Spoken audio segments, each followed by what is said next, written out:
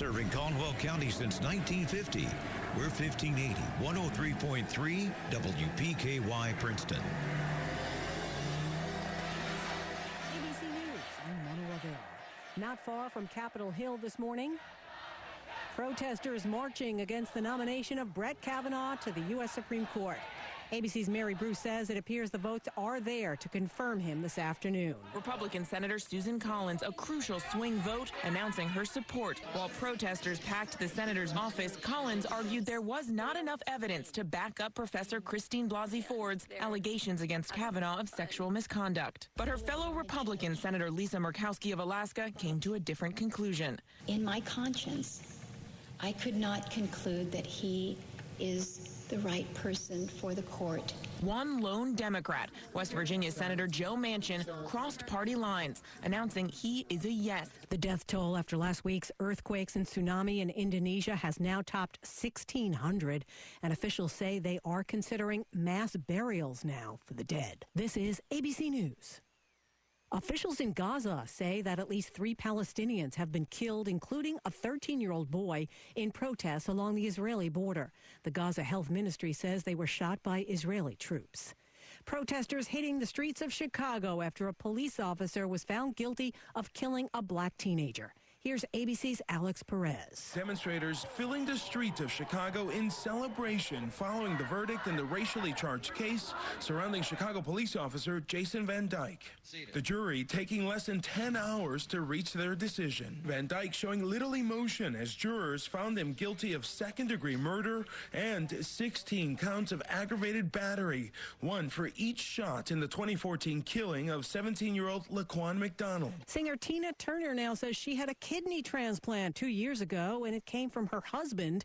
In an upcoming autobiography, she writes that her kidney function was at 20% when she got the organ. Manu Rivera, ABC News. Hey guys, Ken here from the hit podcast Today's Growth. Who would win a 3-mile bicycle race, an 11-year-old girl or last year's winner of the Tour de France? It all depends on the bicycle. It depends on their vehicle. Both on a 10-speed and the pro racer is going to win every time. But put the racer on a tricycle, and the 11-year-old wins every time. You see, it's not the driver, it's the vehicle. When it comes to generating revenue, it's exactly the same. If you have a job or a small business, you are riding a tricycle. You can only go so fast. If you need to make up lost ground, it's not going to happen on a tricycle. No matter how fast you pedal, it's simply not going to win the race. Why do many people with no schooling and no advanced degree often become very wealthy? Simple. They choose to only ride 10 speeds. When it comes to helping people create their next revenue model, both Forbes and Inc. recommend Income Store as a can't miss when it comes to putting people on a 10-speed. Could your household or business use an additional revenue model that doesn't solely depend on you?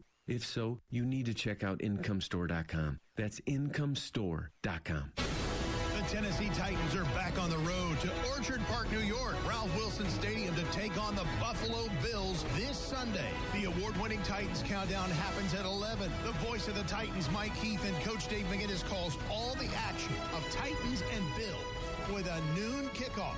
Tennessee, Buffalo. 106.5 WKDZ.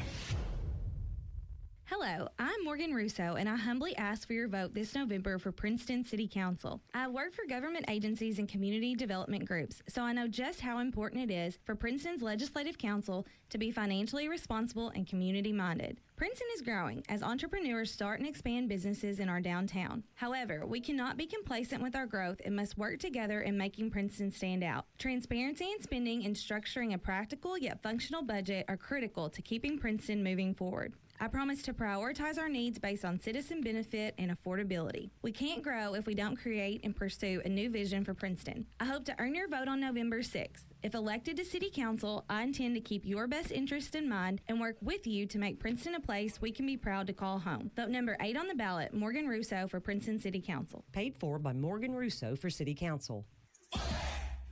Hey, Coach, got a new hairdo for the game tonight. Robert, that's a hair don't. Hair should either be high and tight or out of sight. Made a bad choice, son. These street tacos, however, were a good choice. See, they come with sirloin steak and pork carnitas now. Sometimes choices are good. So you like my hair? No, I do not, Robert. Ole the day, Bobby. Get 3 street tacos for just $5, including new sirloin steak and pork carnitas. Ole the day at Taco John's. Taco John's, Princeton. You're listening to 1580 103.3 WPKY. It's time for the Saturday Morning Quarterback Show with Bob Hayes and Coach David Barnes. WPKY is your home for Tiger Sports. Good morning and welcome to the SMQ show. Last night, the Tigers' victory over Trigg County assures us of the championship of the Class 3A First District. The Tigers are 3-0 in district play with only Fort Campbell left to play. I'm joined in the studio this morning by head coach David Barnes, assistant coach Will Barnes, and Coach Earl. Last night's game wasn't pretty at times, but the Tigers took command in the second half and rolled to a 51-26 victory over Trigg County. I am Bob Hayes, and I'll be back with the coaching staff after these messages from our sponsors.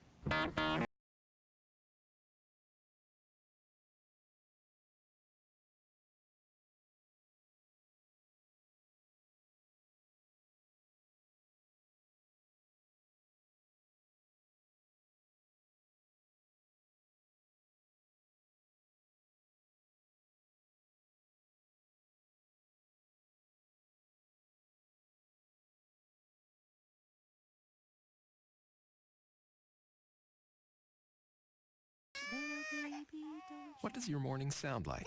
The itsy bitsy spider, rock-a-bye baby. She's finally asleep. Hi, welcome to McDonald's. Can I get a sausage, egg, and cheese McGriddles, please?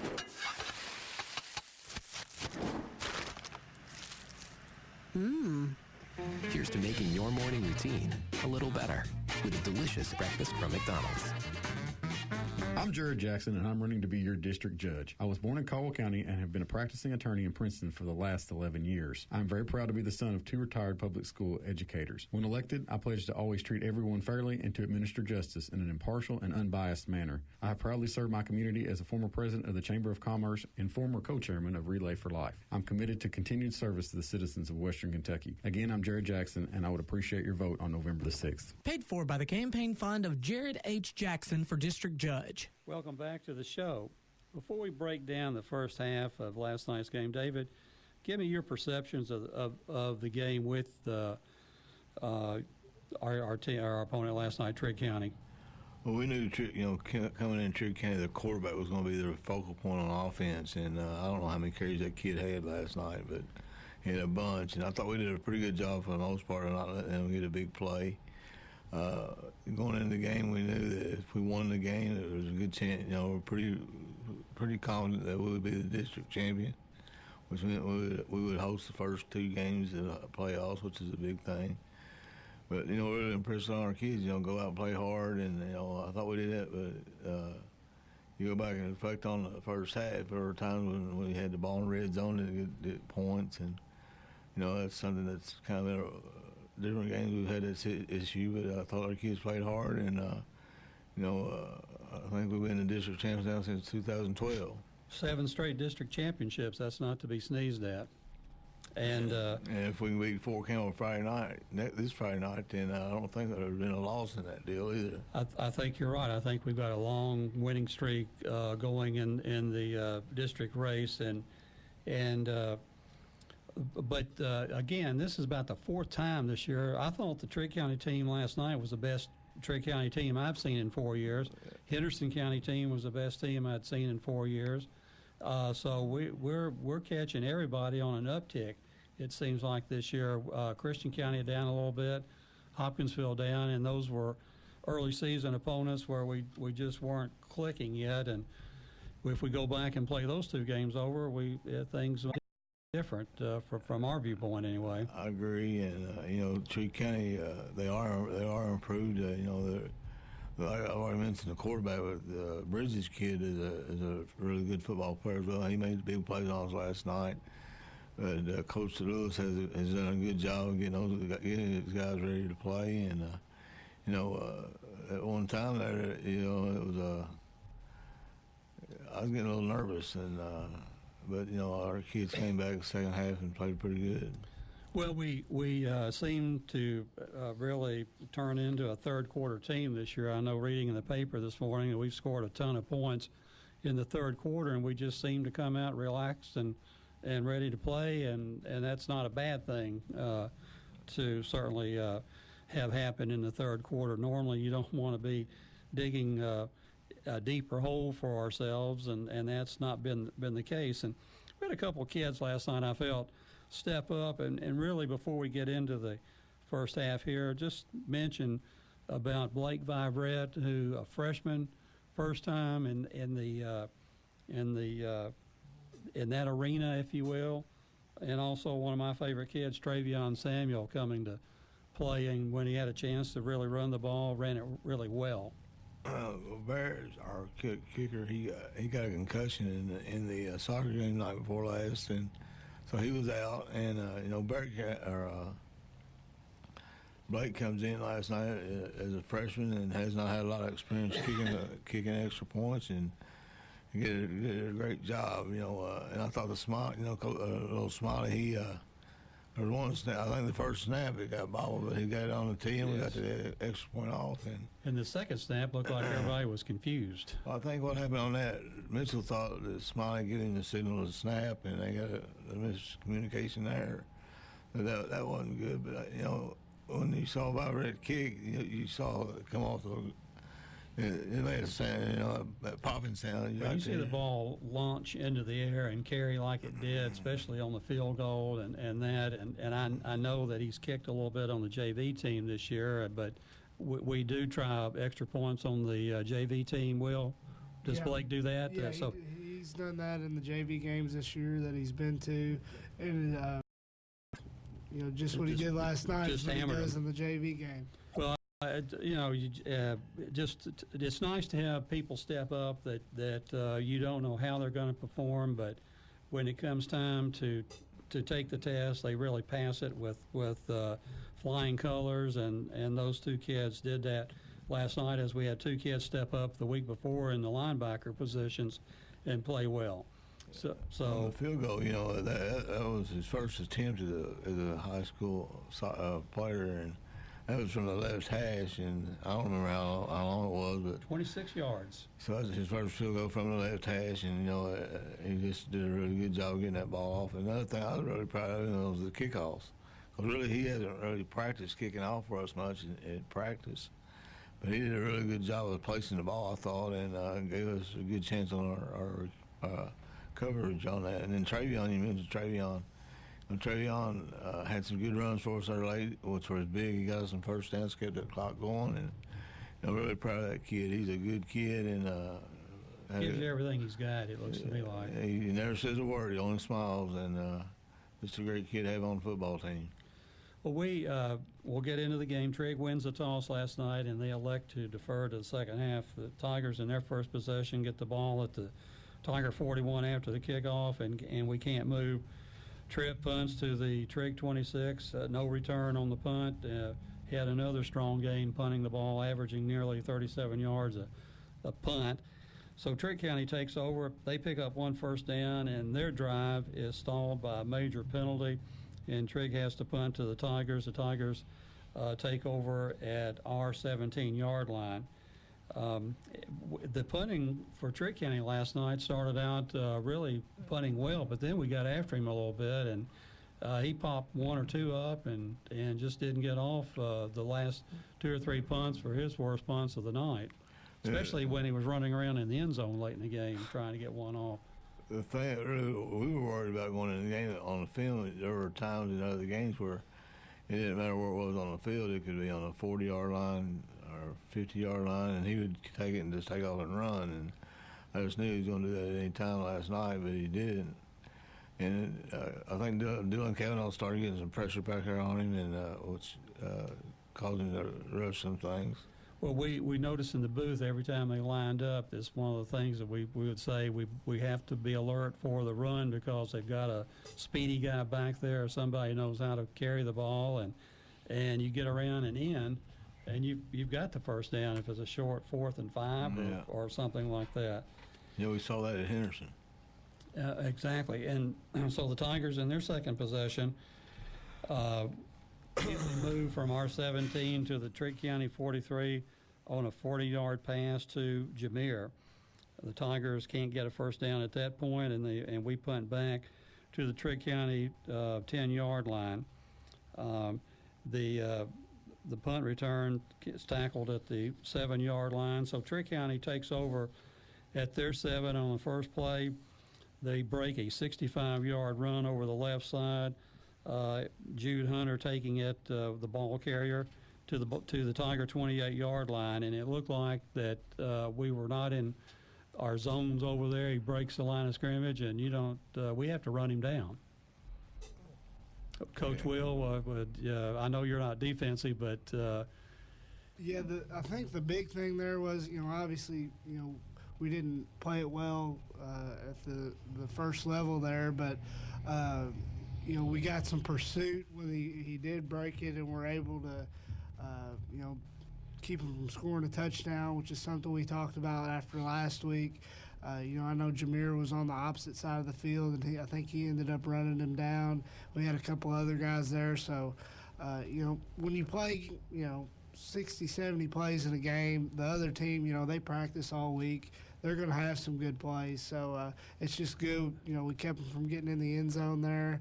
And that could be the difference in the game, if we don't pursue there. Well, we noticed maybe 3/4 of the time, and maybe you guys picked this up on film, they would run to the left side. That seemed to be Cam Jordan's favorite side. I know the Hunter kid on this play ran to the left side. Was that their strong side, blocking kids over on that side of the ball, or?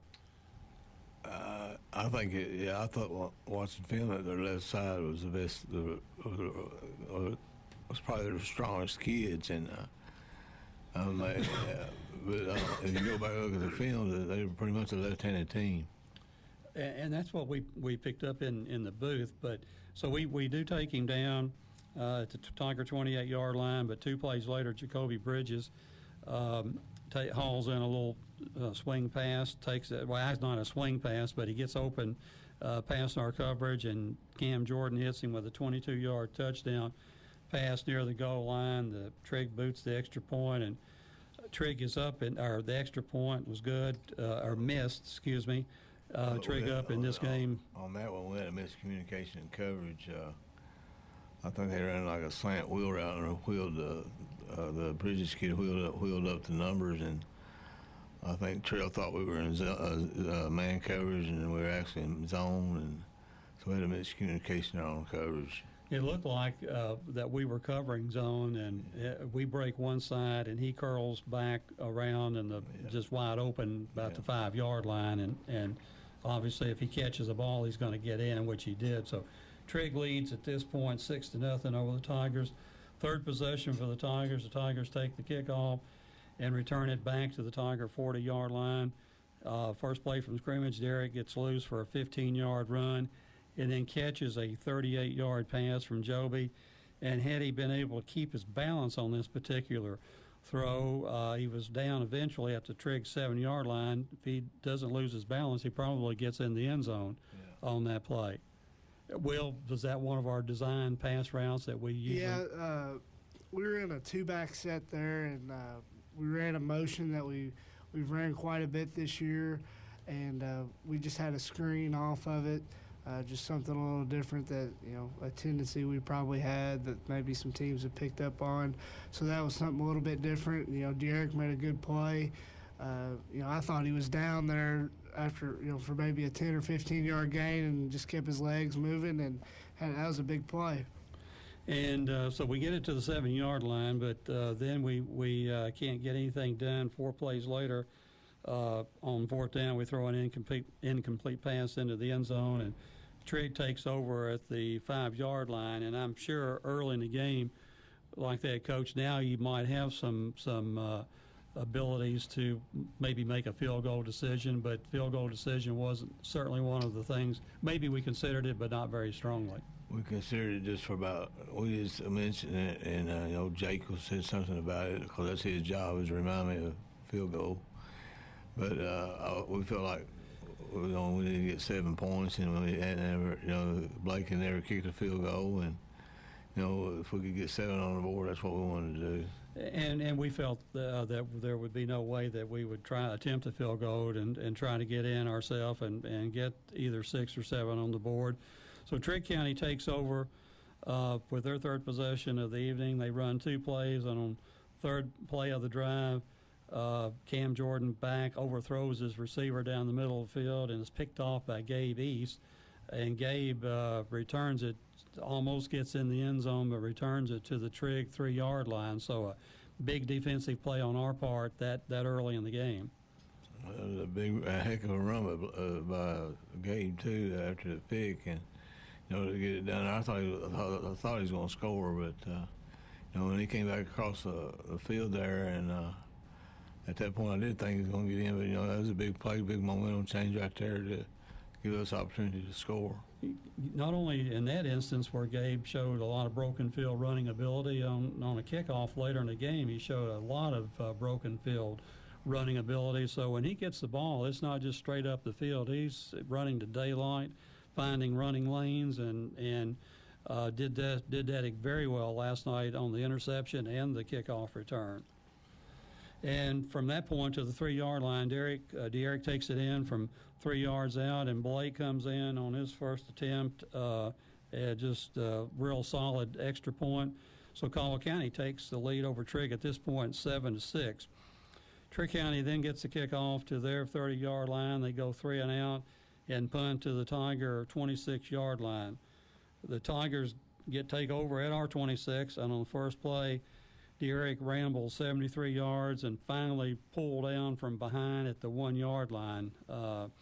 But for a long time, it looked like he was going to cover that distance really well, but either he gets winded, it slows down, or the Trigg County defenders put their extra jet boost in play, and that was just a straight dive play, Will, on that particular carry? Yeah, it was just one of our base runs that,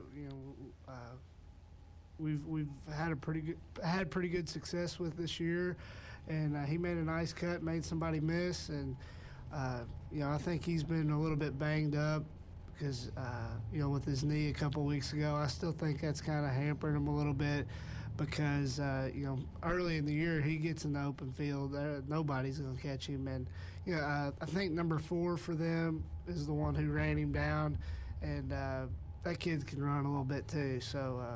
It was a good run and a big play.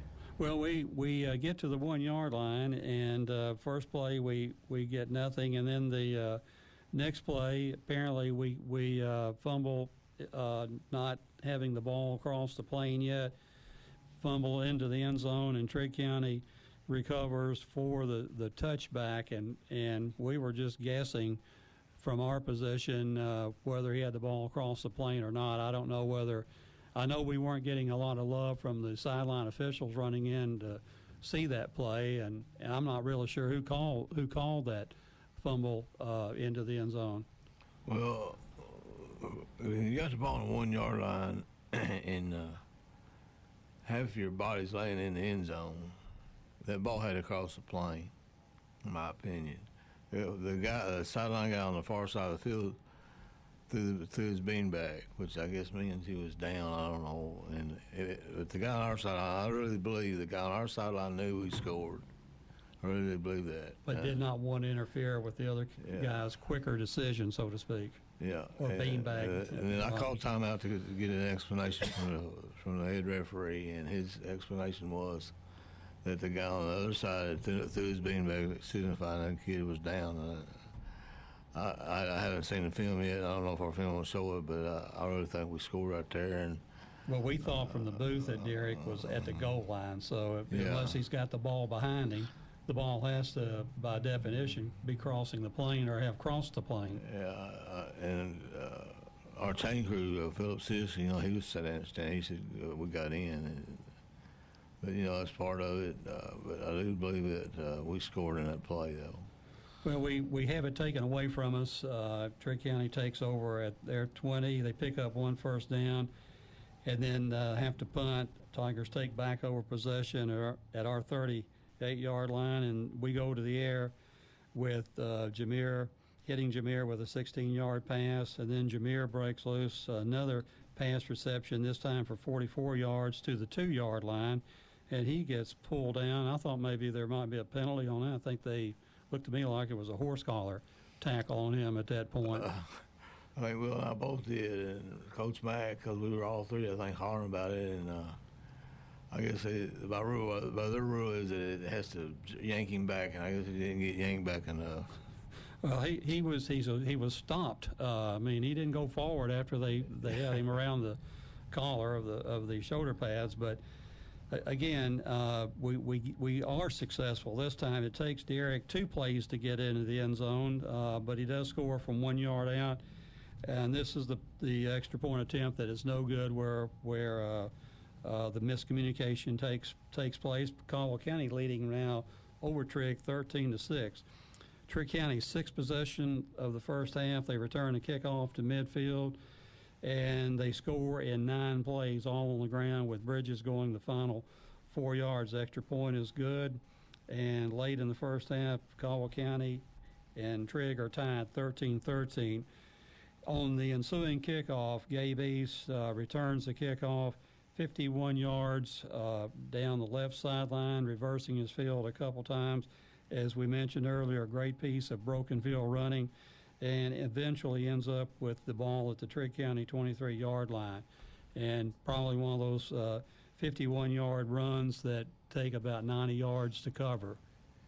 Yeah, that was a great return by Gabe, and to get us good field position, and he got pretty good blocking there as well. And I think Trail come in and got a kid blocked to help Spring and get some more yardage. So that was good execution on that. And he was able to stay in bounds because he was over on the far sideline. And anytime you get over on the far sideline, you're running the risk of having the opposing coaching staff make the call for you, whether he's in bounds or out of bounds. I noticed that in my 20-plus years of being on the chains over there. So I know the official was getting help on that side. But Gabe does make it to the 23-yard line, and on the second play, Joby finds Oliver Parker open over the middle for a 24-yard touchdown. Blake adds the extra point, and again, late in the first half, Caldwell County goes up 20-13 over the Wildcats. Trigg County mishandles the ensuing kickoff and take over at their 4-yard line. They go 3 and out and punt to the Tigers. The Tigers taking over at the Trigg County 28. Tigers being in excellent field position, can't get anything done, and again we turn the ball over on downs at the Trigg 21-yard line, probably a little farther out this time to try a field goal. That had been a 38-yard attempt for Blake, but again, your decision, David, was obviously to go for it on 4th down. Yeah, plus we didn't, the distance there, we were questionable on the distance on the field goal, and we just felt like, again, there going into half, if we could get 7 points on the board, that'd be a big momentum thing. Because we had to kick off them coming back second half. And Trigg does pick up 1 first down, but can't move the ball, and the half ends at this particular point with Caldwell County leading 20-13. And we'll take a look at the second half and be back to talk about any halftime changes, adjustments, whatever, after these messages from our sponsors. Herb Hayes Furniture and Mattress wants to wish their very own Leanne a very happy 60th birthday. To celebrate, they're having a birthday bonanza. 60 items on sale for 60% off. Like a legacy table and 6 chairs, regularly $1999.95, now only $7.99. Don't miss the celebration. Herb Hayes Furniture and Mattress, where you always get the best selection, the best furniture at the best price. On the Boulevard in Hopkinsville. Herb Hayes Furniture, always the best. Introducing the all-new 1500 Ram Crew Cab with groundbreaking exterior styling, uncompromising luxury, and safety in numbers. The new Ram has available active-level 4-corner air suspension for the best ride in the truck market. Best-in-class rear legroom, in-floor storage, and the industry-exclusive Ram Box, the pickup bed with built-in toolboxes. When you push the start button and you hear that 5.7 Hemi come to life, you'll know then which truck you'll buy. The all-new Ram. See it now at Trice Hughes in Princeton, your Chrysler Dodge Ram dealer.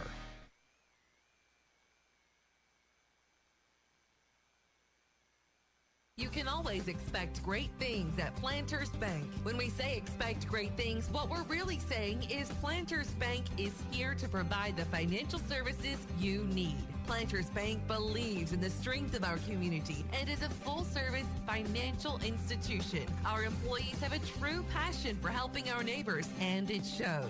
See Jake Pepper and the rest of the Planters Bank staff at 208 North Jefferson. Planters Bank, member FDIC and equal housing lender.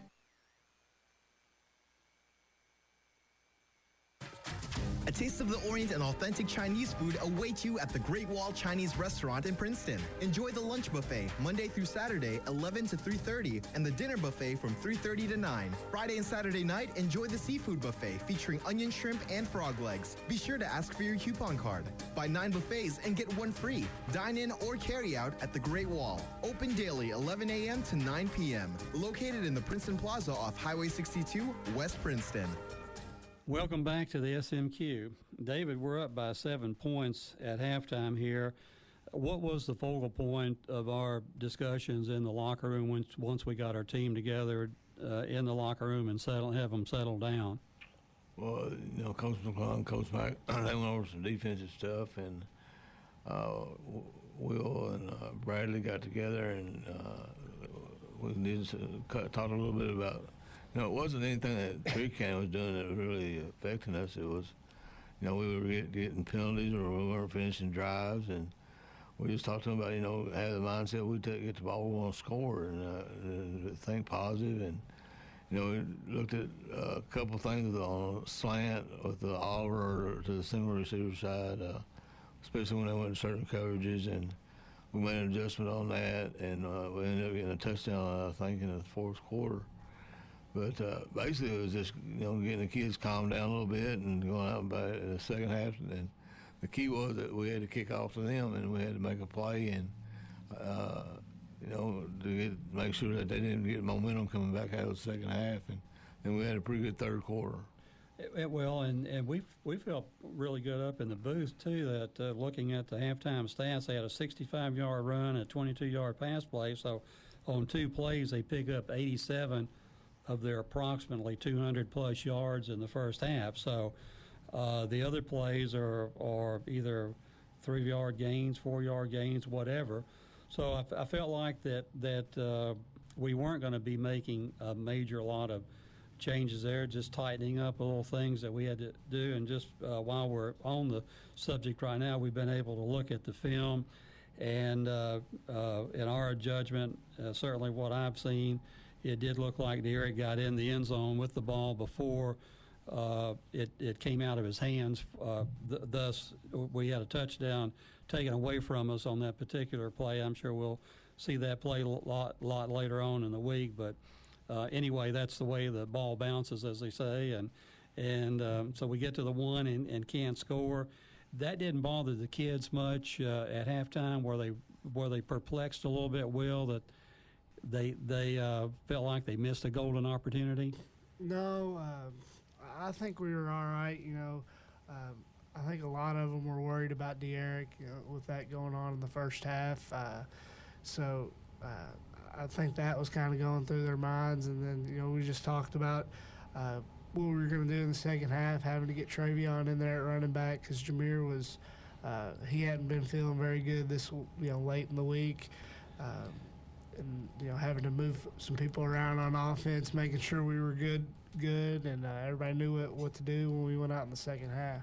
Well, speaking of De'Eric, his injury occurs somewhere in the second quarter. I know he's taken to the hospital for precaution, and then later on released last night. So his condition right now is just day to day, I guess. David. On his situation there last night, I went over. He was over on a bench, and said his head was hurting a little bit, and he felt like he was getting ready to get sick. And then I checked on him the next time, and he said he didn't have much feeling in his face. And so Mike, our trainer, got over there, and he just kind of got worse. And like, we got the ambulance over there, and I think a part of it was heat related. And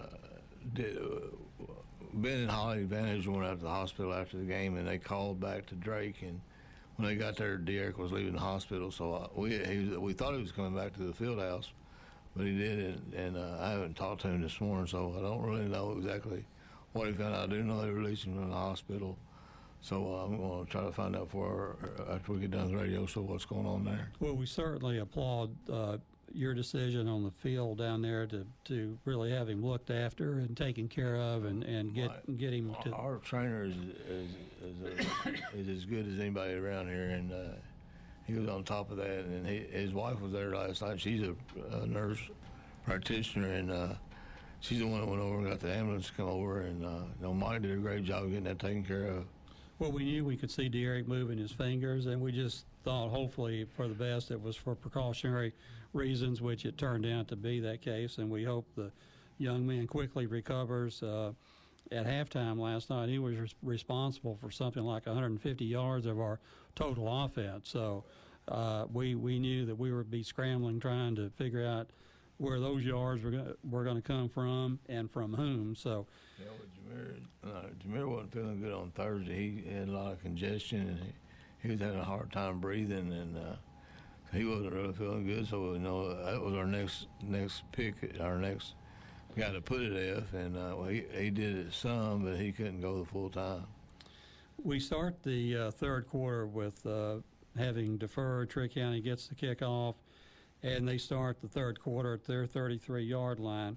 A couple penalties hurt them, and they punt to the Tigers. We take over at our 38-yard line, and we score in 4 plays on our first possession. Joby passes to Travis Newsom for a 19-yard gain to the Trigg 44, and on the next play hits Oliver Parker over the middle.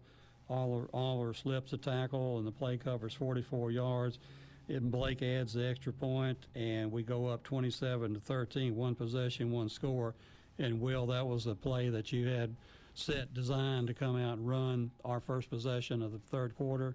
Yeah, we had Dad had talked to Oliver and Travis about just a little bit different way to run the slant on the backside when they were on the single receiver side, because we were getting a lot of man coverage. And, Joby got the ball out quick and on time. It was accurate. And Oliver ran a great route and caught it and slipped that tackle. And it was an easy touchdown after that.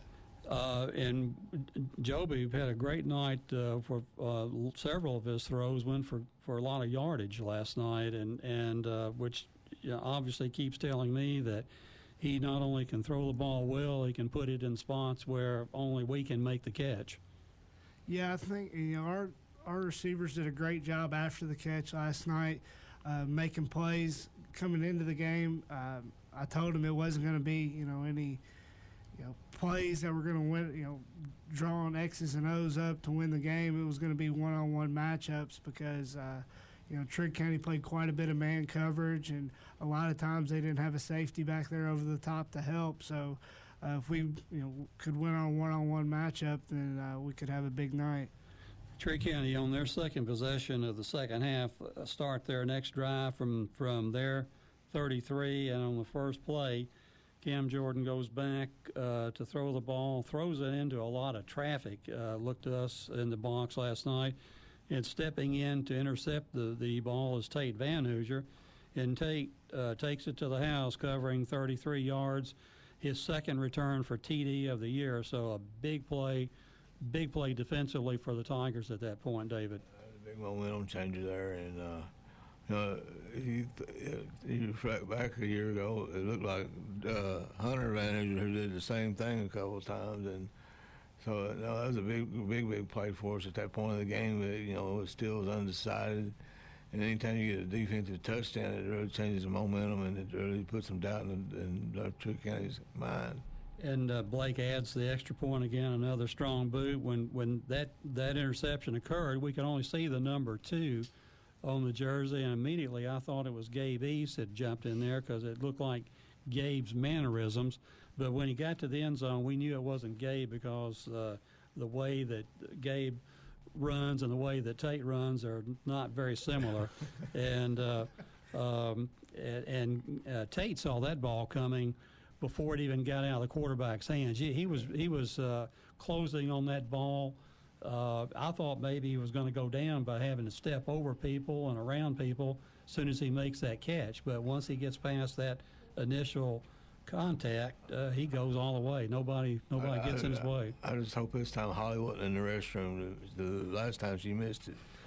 Well, let's hope she was, because it was just right after half. So maybe she had gotten her popcorn and gotten back in her seat. And one thing there about Tate did not put a helmet on until Thursday this week, so because of his ear, and so he really hadn't had a lot of practice. Obviously in full gear, he's done some stuff, going through some walkthrough stuff, but it was really good to see him back on the field. And did he play a lot of reps last night, David? We were not focused. We were just focused a little. Primarily, I was on the Trigg County backfield. He didn't start, and I don't know how much as the game progressed. He played quite a bit last night. Well, we were pleased to see him in there. That was the first time I'd recognized he was in there when he makes that catch and gets it to the end zone. Same thing about Russ Brashear. We had to hold him last week, and he got back this week, and so we was glad to get him back on the field as well. Caldwell County, with the extra point by Blake, goes out to a 34-13 lead over Trigg County. Trigg County's third possession of the second half. Take over at their 37-yard line, and on the second play from scrimmage, Cam Jordan hooks up with Bridges for a 59-yard touchdown pass. And on that play, I know Barron Wells had coverage on that kid, and I thought excellent coverage. That was the thing that Jordan, to me last night, when he hit his receivers, they were perfect passes. But when he wasn't hitting his receivers, they were in the dirt, 5 yards over the guy's head, 3 yards behind the receiver, and all that. So, again, Barrett got out, jumped for that ball, and once he comes down, Bridges comes down on 2 feet and turns upfield, and just a great coverage. You got to tip your hat to Trigg County for making a play at that point. I agree with you. I thought Barrett had pretty good coverage. The receiver did a good job of making a catch, but that was a perfectly thrown ball. It was somewhere we couldn't get it. But again, I thought Barron was in a good position to make a play, and he saw the ball too. I mean, it wasn't one of those where he was trying to just face guard the receiver. He turned and seen the ball and went up to try to get it, and just didn't get high enough. It was a great effort on his part, and that's one of those situations where when the ball's thrown like that, sometimes the defense wins, sometimes the offense wins. And as I say, yes, I mean, excellent coverage. You can't teach it any better, and so Trigg gets on the board, makes the extra point. Caldwell County leading 34-20 now. On our second possession of the second half, we've had one possession, one touchdown. We've had a defensive touchdown. So our second possession after a penalty, Trigg County gets the kick off on our side of the field and gets it into the end zone, and we take over at our 20. The Tigers go 3 and out, and we wanted to know whether we were getting momentum right now for Trigg County having just scored the touchdown and stopping us deep in our territory. And we punt, and Trigg takes over at our 48-yard line, another 34-yard punt by Tripp. So Trigg's in our territory. They can't move the ball and decide to gamble on fourth down. And when they go back to pass, I began to feel pretty good. This pass was like 10 yards over the kid's head. I think they were throwing it around to the 5-10-yard line on that. But so we take over at our 44-yard line, and we make Trigg pay. Our third possession on the third play of this drive, Joby and Oliver hook up again on a 50-yard pass, a little slant route over the middle. Again, Oliver breaks free with his cover guy, and could just about have walked to the end zone at that point. That play there, that is the best route I've seen in any high school that we had a receiver run. He ran a perfect route. If you wanted a drill tape to teach how to run that route, that was a perfect route he ran. He did exactly what we teach him to do to get open, and Joby makes a nice throw, and Oliver does a good job catching the football, looking it in, and hitting the touchdown. But that was a perfect route. And as you mentioned, Joby is very, very accurate in his passing skills. That ball was laid there perfectly, and Oliver didn't have to break stride, didn't have to just fit like Velcro, had Velcro in his hands catching the ball. So we missed the extra point, but we get a second chance on the extra point because Trigg County's called for a penalty, and I'm not sure what that penalty was. Running our kicker. Yeah. Okay, running. He roughed the kicker.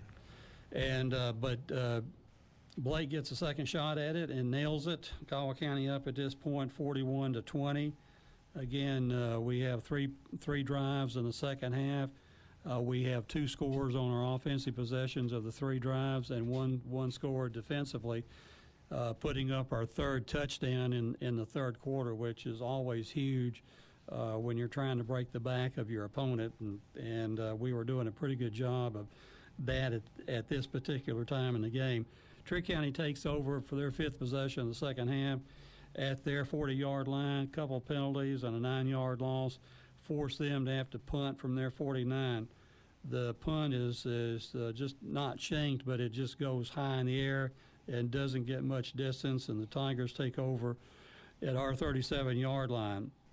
And so starting from our 37-yard line, we get a first down, and on the second play and 6 from the Trigg 48, Joby is intercepted, and the Trigg County ball, Trigg County carrier is gets it to the Tiger 15-yard line or in the vicinity of, but the play is brought back because of I guess a roughing the passer penalty. There were actually 3. There were like flags everywhere. On that deal, and but I think 2. I guess one of them must have been offsetting, and then the penalty on roughing the passer is how we got the ball back. Well, I know this is when I have my weekly show. This is my wacky officials call of the game segment here. Coach Wilson would agree with you. Well, we're not sure what's going on. We know when they're standing in midfield having a conference, and the ball had gotten down to our 15-yard line, that they weren't going to let Trigg County have the ball. So we felt pretty good about that, but we didn't know what they were deciding upon. Well, right in front of me, or pretty close in front of me, I think Dalton Haney and a kid, one of their players I thought that kid was on top of Dalton. It looked to me like he wouldn't let Dalton up, and they were kind of going at it. I think they threw the flag on us right there on Dalton. And then on about the 15-yard line, I think there was a penalty they threw on maybe Trail or somebody on that sideline. Which those all set, and then the roughing the passer was how we got the ball back. And then again, my favorite call comes at this same time of the game too. We get the proverbial sideline warning, and I get just laughing about that, because prior to getting into the radio booth, I was on the chain crew for 20 some odd years, and I can testify that having run in between coaches and players up and down that sideline, that I never saw a penalty call for keeping the chains from doing their job and the officials from doing their job. So every time I see that, I have to chuckle to myself on that sideline warning bit. We get one last night, and did Trigg get one? Or when you get the second one, that they mark off a penalty, do they not? We get one. Yeah, we got one on the fumble in the end zone in the first half, and then they got one on that particular play. Yeah. Well, I knew that we had gotten one earlier, and I couldn't recall, but it was on that play. And how can an official be at the goal line and 40 yards upfield? That was the thing going through my mind. How can you have a sideline warning if the guy that's calling it is down at the goal line? Somebody explain that to me. Well, it was probably deserved. The guy sitting to my left who was called on, he got a little animated there, and as I was too. But this was the play we're talking about where the fumble. Yeah, just, I think that that was probably warranted. I'd have to agree with that one. So anyway, the Tigers get new life, and on the third down, another pass in the end zone. I thought we were going to make the catch, but a perfectly thrown pass by Joby. But again, Trigg County with just outstanding coverage on that particular play. It was Travis we were throwing to. Yeah. And I thought Travis had a beat on it and just couldn't get the guy just got there too quick. Only will explain what happened there. And you're right. The ball was thrown well, but we'll explain what you told Joby. So they're still playing man coverage, and they had a safety over the top, which was a little bit we hadn't seen a whole lot of that in the game up to that point. And, the route, we had a double move called, which is good against man. And, Travis beat the guy that was playing man on him, but there was the safety over the top, and he just followed Joby's eyes the whole way over to the left side. So that's the guy who made the interception. He gave, just read Joby's eyes the whole way, and made a pretty good play on it. So we got to work on looking those guys off and letting the receiver win one-on-one, and I think that'll be a different outcome if we can do that. Well, you're right. I think because I was looking at Joby, I was looking at the ball all the way down the field. We knew it was going to Joby in the press box, and but again, it's one of those plays where you tip your hat to Trigg County. They make a play, and we were if he's not there, if he's 2 steps slow, we have a touchdown. Yeah, you got to give them credit for sure, because he made a nice play to come across the field. So Trigg, on their 6th possession, they can't move it. They're at their 20-yard line. They go back to punt. A bad snap gets loose in the end zone, picked up by Bridges, and he's out running around trying to get off a punt. Does get one off, but maybe only to about the 3 or 4 yard line. The ball is recovered by the Tigers, and I'm not sure who down that. Was that Mitchell Harrelson on that ball there? We couldn't know who was diving forward, coming out, trying to catch it and take it in the end zone, and all lots of things were going on that particular play. I don't know. Like you, I don't know who got it. But anyway, we recover. I almost think it was Mitchell, but I'm not terribly sure.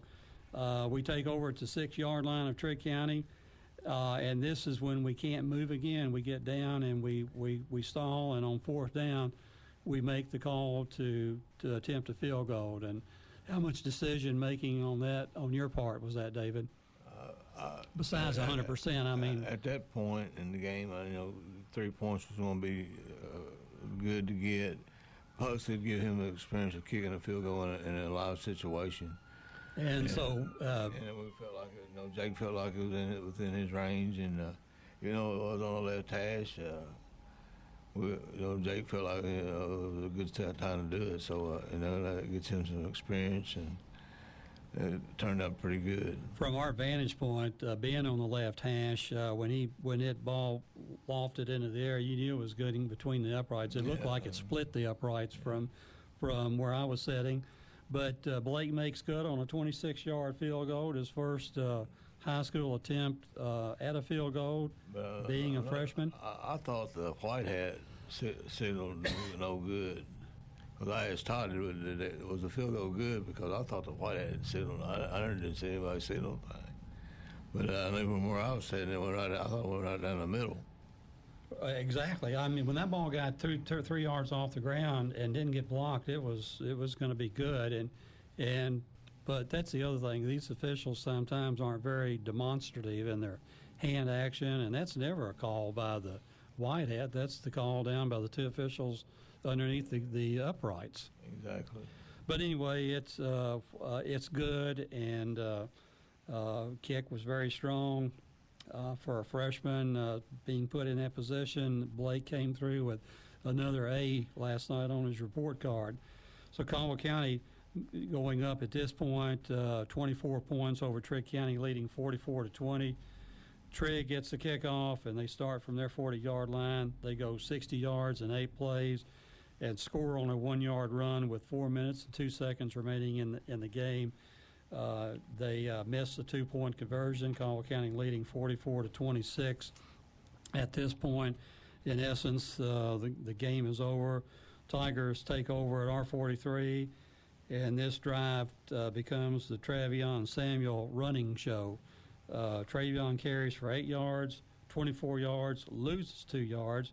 Trace Holden then has a 2-yard carry to the Trigg 25. Then Travion has another battering run, a hard run of 19 yards to the Trigg County 6-yard line.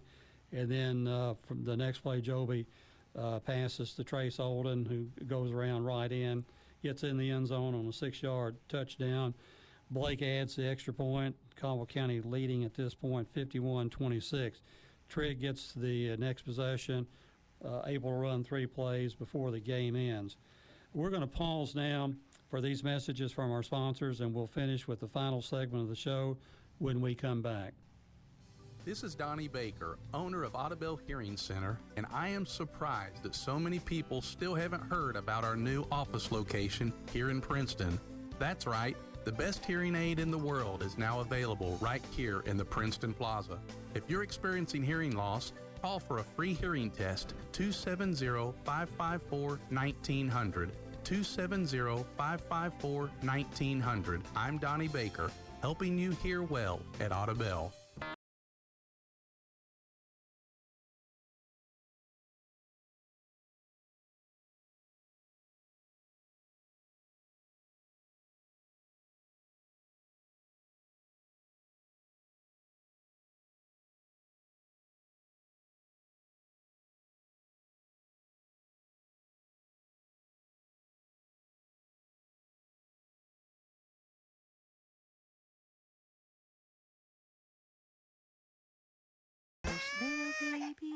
What does your morning sound like? Itsy bitsy spider, rock-a-bye baby. She's finally asleep. Hi, welcome to McDonald's. Can I get a sausage, egg, and cheese McGriddles, please?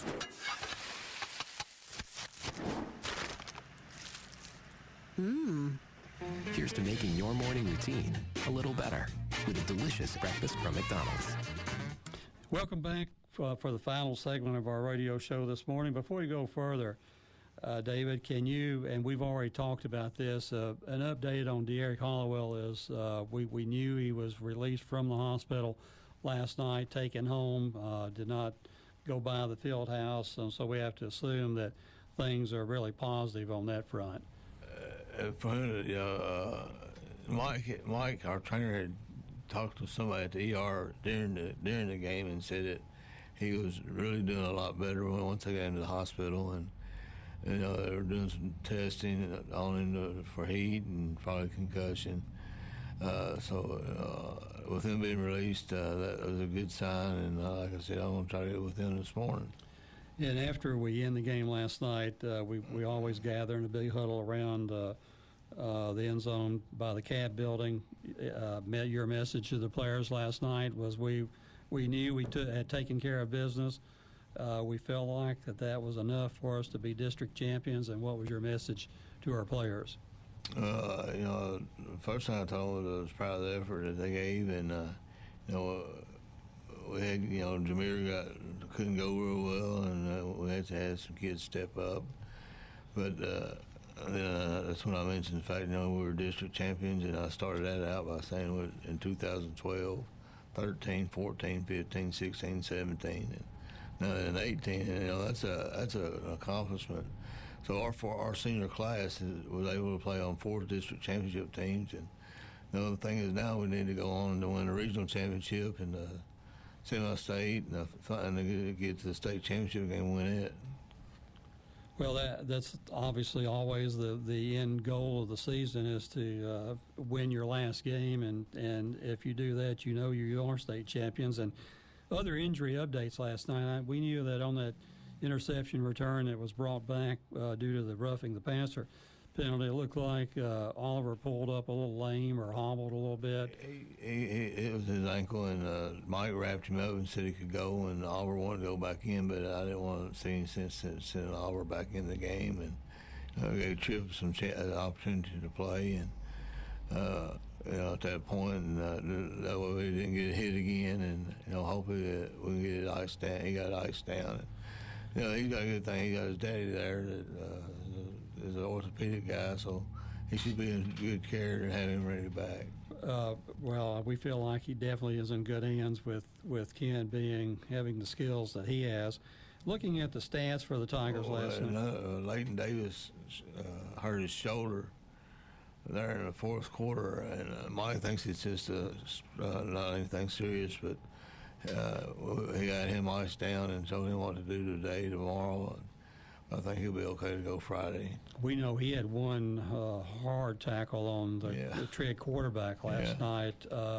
Maybe could have heard it on that particular play. I mean, he took the quarterback down just like running into a wall. I thought he had a really good game last night. But looking at the rushing effort last night, Derek Hollowell with 10 carries, 96 yards. Travion Samuel, 6 carries for 54 yards. Joby Jaggers, 1 for 5 yards.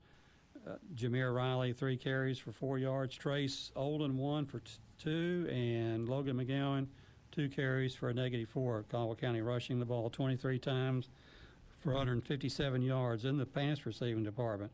Oliver, 6 catches, 126 yards. Jameer Riley, 3 catches for 99 yards. Travis Newsom, 2 catches for 27. Trace, 2 for 11. Derek, 1 for 38. And Trail, 1 for 4 yards, 15 receptions for 305 yards. Joby, 15 out of 30 with 1 interception.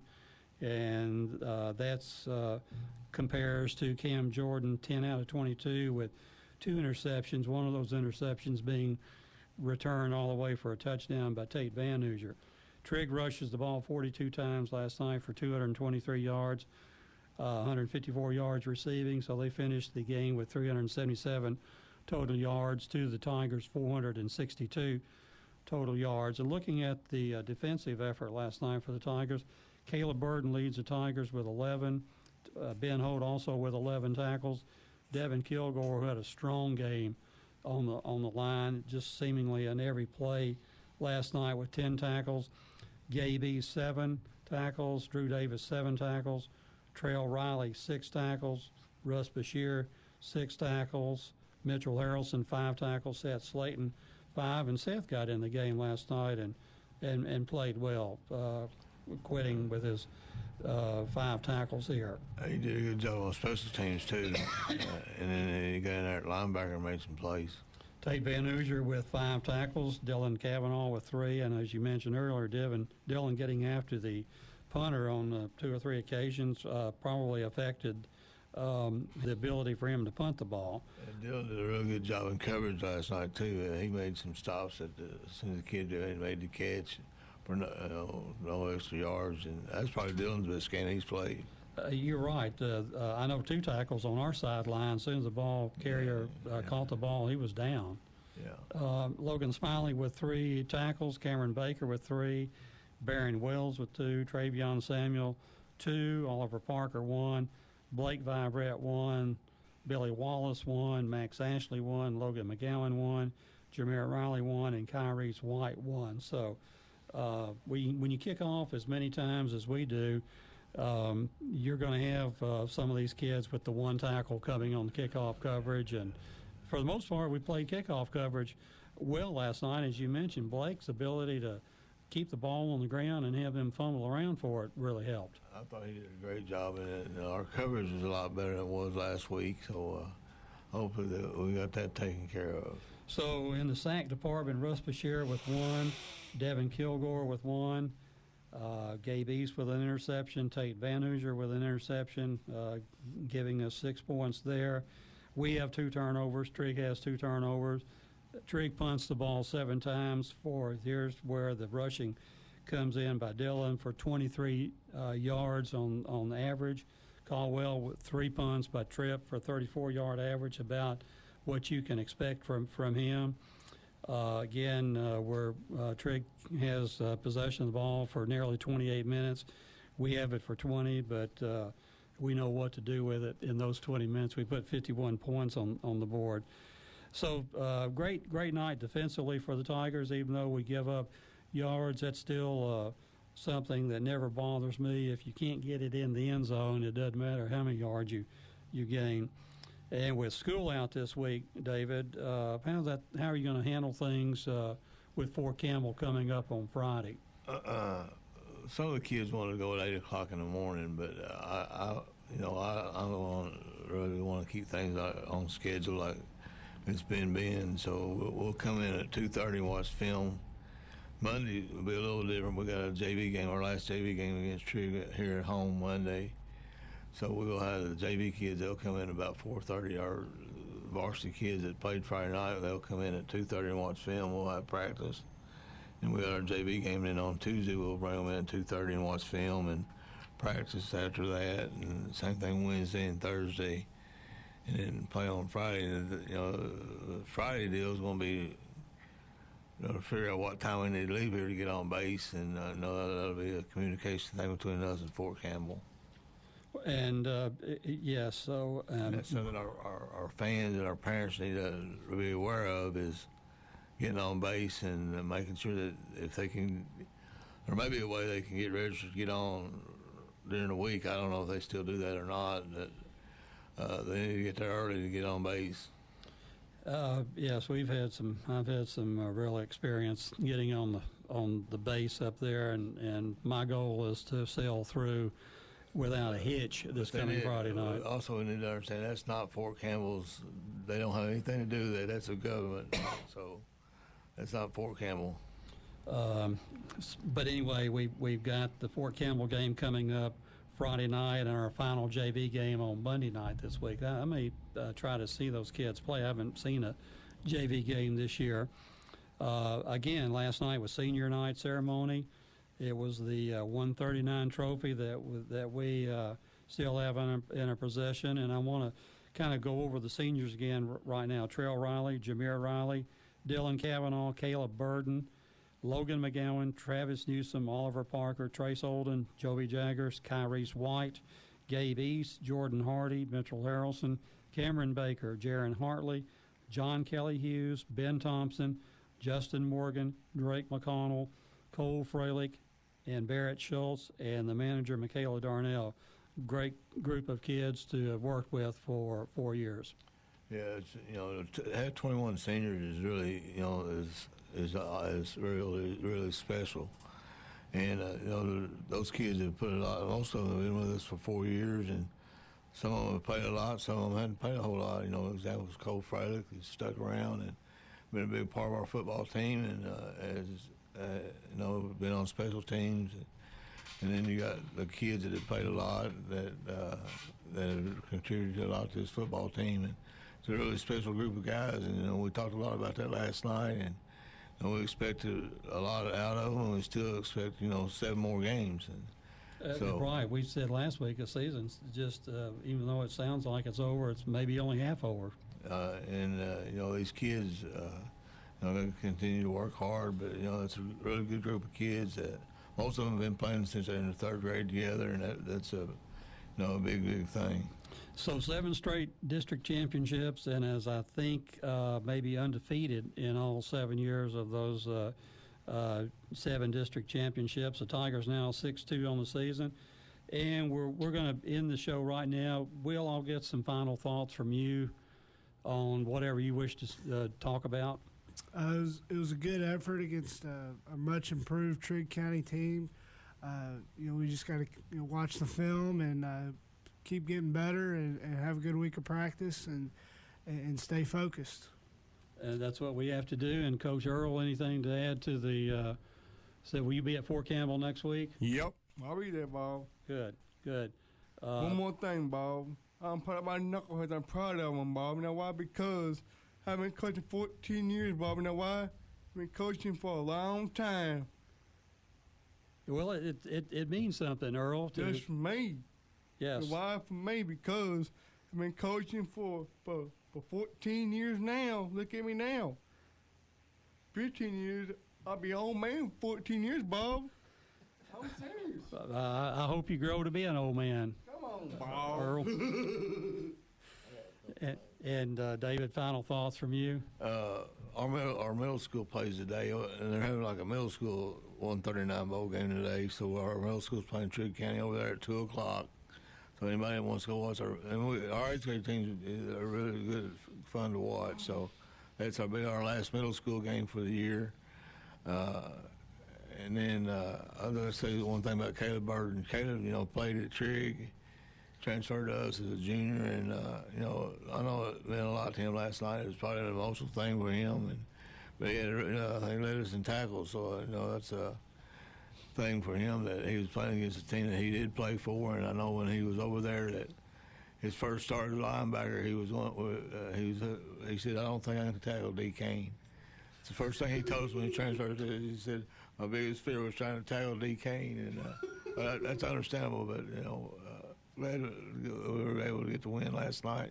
Caleb is an outstanding football player, and again, I'm just watching Ben Holt grow and grow and grow and develop and become a really, really force defensively, and anything that kickoff-wise that's kicked on to our right side, he's going to pick it up, and had one return last night for maybe about 7 or 8 yards. But just you're right, Caleb, a good, solid football player, and when you have the linebackers that we do, you know you're going to win some football games. The last thing I want to say is that when our team came out and threw the run-through last night, I don't know if you noticed or not, but we didn't run through it. Miss Barlotti, our art teacher, had painted every senior kid was on that, and even our players, Trail knows that. I said, we don't need to run through that thing. She's done such a good job. That needs to be hung in the school. So Miss Phillips, he came to me and said, don't run through it. We're going to hang that thing up. And we appreciate Miss Barlotti doing that. Well, we knew it was some artwork. We couldn't tell from where we were what it was, but we knew that senior that was out there last night. That they peeled around the side of the portraits of the big thing, and so I'm glad you brought that out. The thing I was proud of is that our kids recognized how much effort she put in that, and they didn't want to run through it. And it was. I haven't seen it up close, but I would imagine it's well done. It was really well done, yes. So that's going to wrap it up for this version of the Saturday Morning Quarterback, and my thanks to Coach Earl, Coach Will Barnes, and Head Coach David Barnes for being here. The Tigers now 6-2 on the season. We'll travel to Fort Campbell this coming Friday night for the final district game. Then we'll be off a week. Then we'll go close our season at Mayfield in our last game of the season, and then the playoff season starts. So appreciate the listening audience today, and this is Bob Hayes along with the coaching staff and my engineer John Miller saying so long and have a nice Saturday afternoon. Thank you, Mr. Hayes. Thank you. Since 1950, we're 1580, 103.3 WPKY Princeton. ABC News, I'm Mona Rivera. Democrats continuing to speak out on the Senate floor today against the Supreme Court nomination of Brett Kavanaugh ahead of this afternoon's expected confirmation vote. Washington's Patty Murray accusing Republicans of rushing things after Kavanaugh was accused of sexual assault by Dr. Christine Blasey Ford. I believe Republican leaders and President Trump did everything they could to hide the facts and rush this through because they were afraid of what a full investigation would show. But White House spokesman Raj Shah says she could be heartfelt, but there were no corroborating witnesses. There was no additional information to back up her account. All the additional evidence seemed to support Judge Kavanaugh. And during her trip to Egypt, even First Lady Melania Trump weighed in. I think he's highly qualified for the Supreme Court. Secretary of State Mike Pompeo heads soon to North Korea for more nuclear talks and to possibly set up another summit between President Trump and Kim Jong-un. This is ABC News. Questions today from Interpol about its missing president, the International Police Agency, now making a formal request to China about his whereabouts. The man vanished after heading out on a trip to China.